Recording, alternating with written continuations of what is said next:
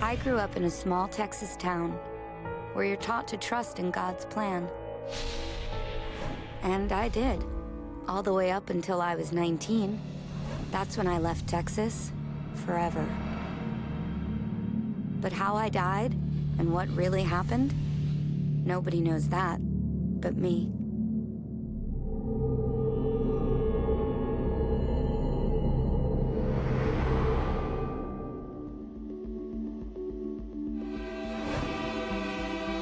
I've always loved Texas. It's so big, so beautiful. And for the first part of my life, I was so happy here. Ashley was a great kid. She had an outgoing personality. She laughed all the time. When I was 15, my friends and I thought it was real funny to ride on top of moving cars. But the laughter stopped the night I almost died.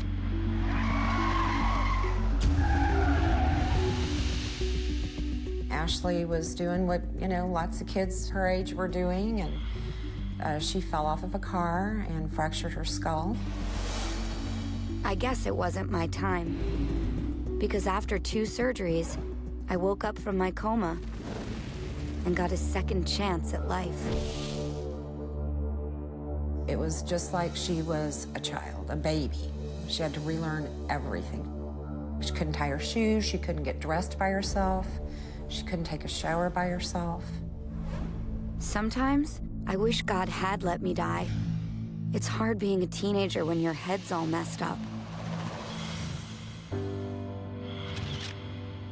Still, I tried my very best and even graduated with my high school class. At age 19, she was attending a junior college and taking night courses. And she was living on her own in her own little apartment. Ashley wanted to show everybody that she could take care of herself. But after her accident, Ashley was a very trusting soul. She really, honestly believed the good in people and would do anything anybody told her.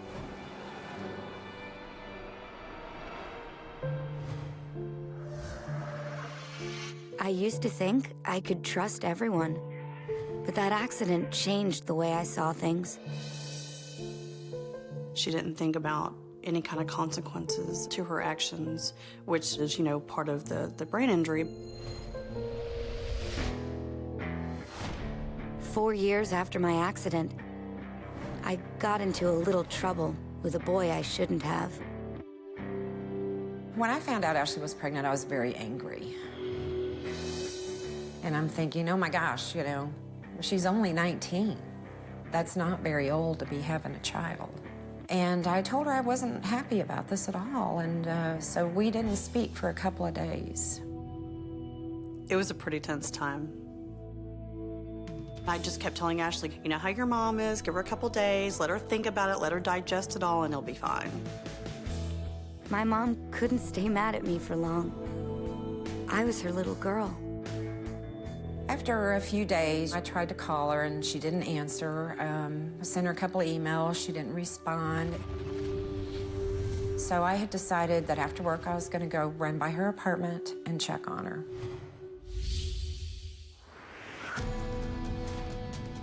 I arrived at Ashley's complex. I'm knocking on the door and saying, Ashley, open the door, it's me. And there was no response. And I put the key in the door. And I walked in, and I turned my head, and I could see her lying in bed. And I knew that it was bad, that she had died. God had almost let me die once. This time, I wasn't so lucky.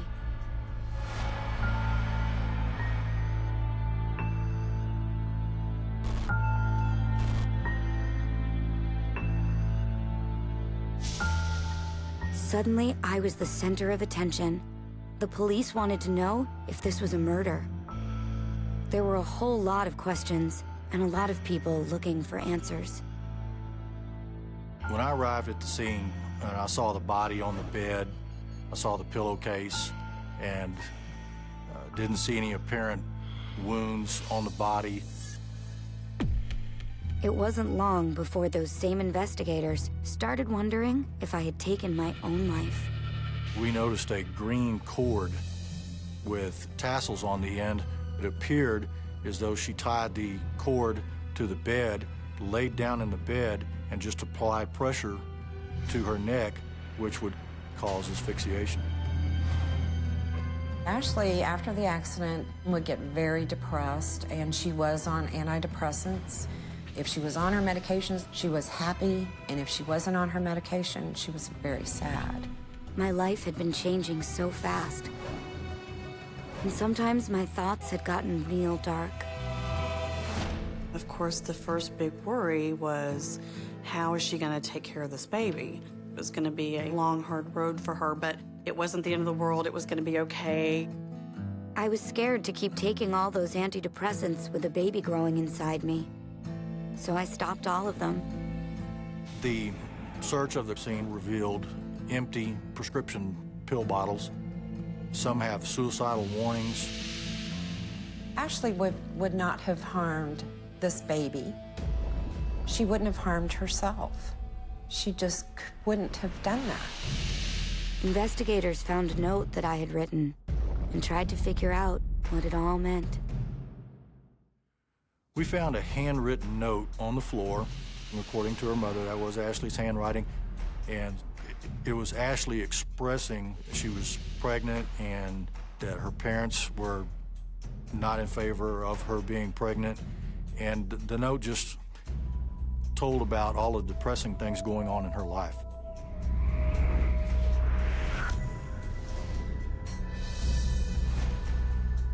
These are the words I wrote. My mom isn't going to be there for me, or so she says. I hate that with a big passion. I doubt I can handle this on my own. I wish that all the feelings would just go away and I can be happy again. It hurt me that she felt so alone. And I blamed myself a lot too, because had I been a little more supportive maybe, then she wouldn't have felt so bad. My impressions swayed from the homicide theory to suicide just based on the totality of circumstances we found in the apartment. Maybe those investigators believed that I died suffering alone, but almost nobody knows what really happened. Except for me, and maybe Sweetie.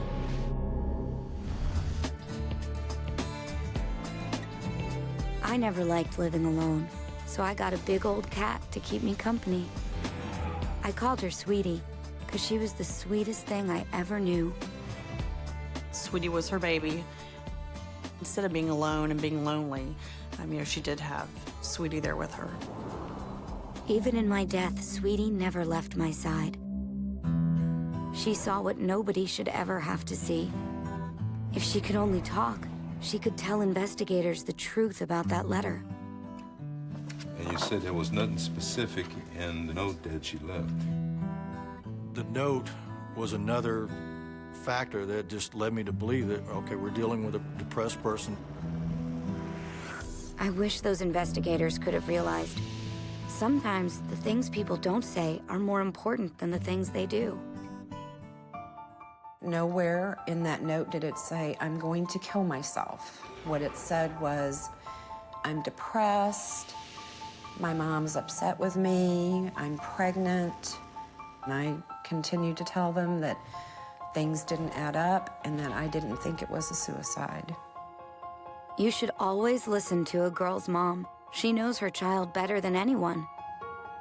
And my mom knew some things just didn't make sense. She always had the ceiling fan on. She always had the TV on. The minute I opened the door, I noticed the ceiling fan was not on, the TV was not on. And we were going through her things in her apartment, and I found her keychain. The key to her apartment was gone. And we kept thinking, where could it be? Her door was locked, and why would that one key be gone? The missing apartment key to me meant somebody had to have had that key. My feelings were that the key could have been easily lost. It's not unusual for a parent to be in denial that their child could take their own life. It's hard to change your mind when it's set on something. And it doesn't help when even forensic science seems to back you up.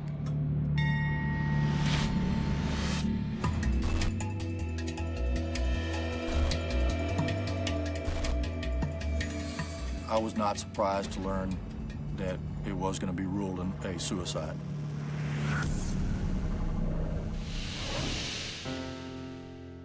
I questioned them over and over. I don't understand how you think this could have happened the way it did. And their reply was, this happens all the time. And I said, no, not with my daughter, it doesn't. There was no DNA evidence recovered. There were no ligature marks on her hands. Nothing to indicate there would have been any kind of physical struggle. I closed the case and moved on to other cases. But those investigators had it wrong. I hadn't killed myself. Sometimes, though, guilt is more powerful than the law. You always hear about the special mother-daughter bond, and my mom and I really did stick together like glue. Wherever you saw me, she was right there with me. She was attached at the hip. My mom would never leave me alone forever, just like I would never leave without saying goodbye. I had Ashley cremated because I couldn't bury my child. Because I needed her to be with me. At the memorial service, Renee would say, well, they say she killed herself, but I know she didn't. And I kept thinking, my poor, poor sister is in denial. And I was really so afraid that my sister would be mad at me because I saw her last. People I didn't even know were sending me cards wishing me well, and kept in touch with a couple of Ashley's friends.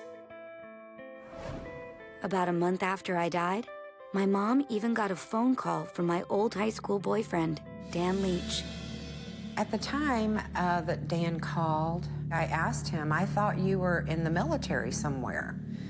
And he said he had been, but that he had been discharged and he was back home. He seemed concerned that he wasn't able to reach her and was wondering where she was, thought maybe she moved back home, maybe. So I told him what had happened, and he said he was sorry and he didn't know. Come on, Dan. Do you really mean that? Mom thinks you're such a nice guy, just like I did once. I said, we'll keep in touch and maybe we can all go to lunch one day. I thought, I'm so glad that he cared enough about her to make that call, and Renee was very happy to hear from him. Mom shouldn't have been so glad to hear from Dan, but there was no one to tell her the truth. I missed her so much, and I still, to this day, it still seems unbelievable that it's happened. I talk to her all the time. It'd be great if she would respond to me, but... Even though I couldn't talk back to my mom, she wouldn't give up on me. I felt like it was me against the world. I was bound and determined to try to get the police to see it in a different light. She knows the reasons why the case was closed as a suicide, but her instincts as a mother told her it was something else. There were some really bad times where I just didn't think I was going to make it myself. But maybe there is some kind of divine plan that guides us. And my old boyfriend, Dan Leach, was about to become a big believer. About 2 months after Ashley's death, on a Sunday afternoon, I got a call at home from my sergeant. She informed me that a young man had addressed his church and he asked his congregation to pray for him. I guess Dan knew he was going to need a lot of prayers when folks found out what he did.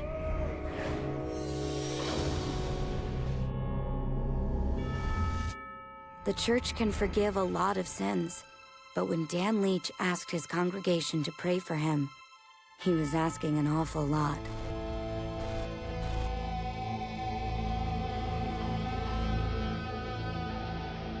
I was stunned when Dan Leach walked into this door and confessed to a murder.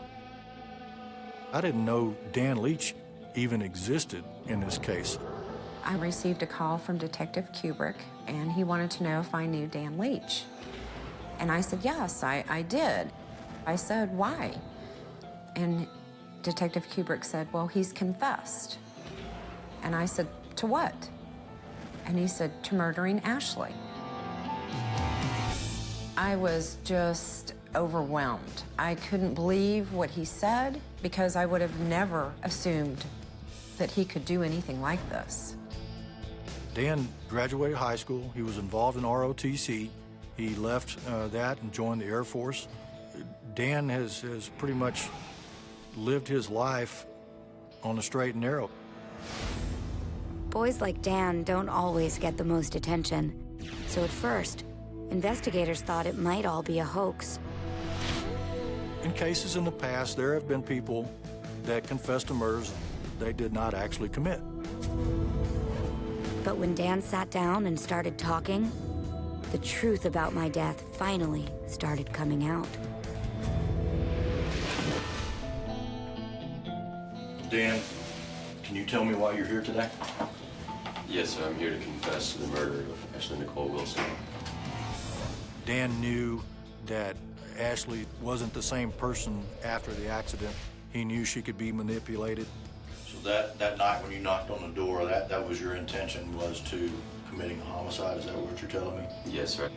Go on and tell them, Dan. Tell them about the plan you had all along.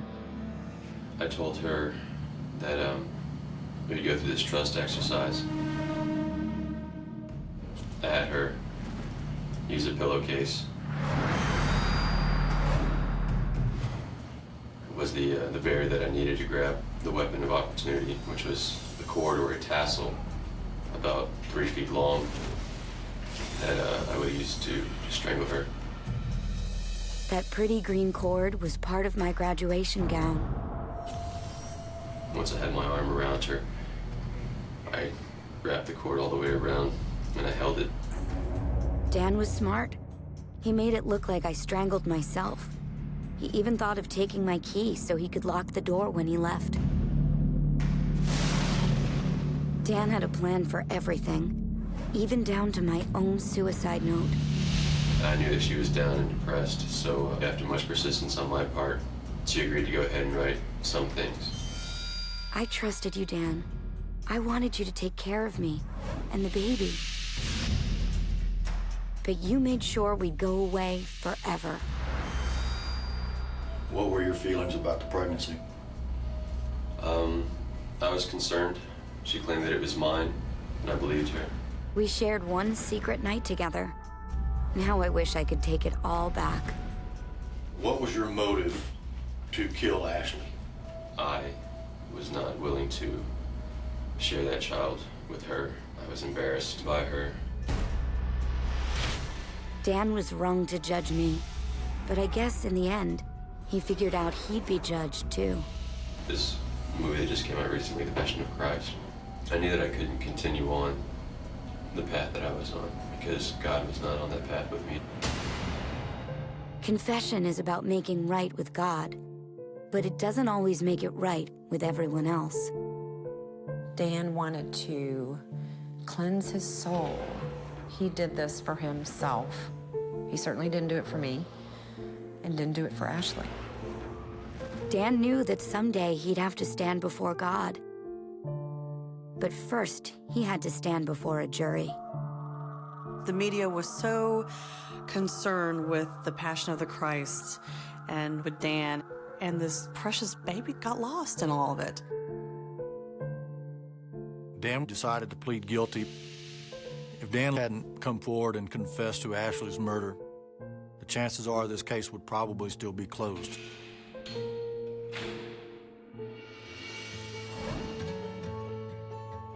My mom never gave up on me. Not once in my whole life. Not even after my death. Dan took my heart. The justice is that he's behind bars, and he won't do this to anyone else.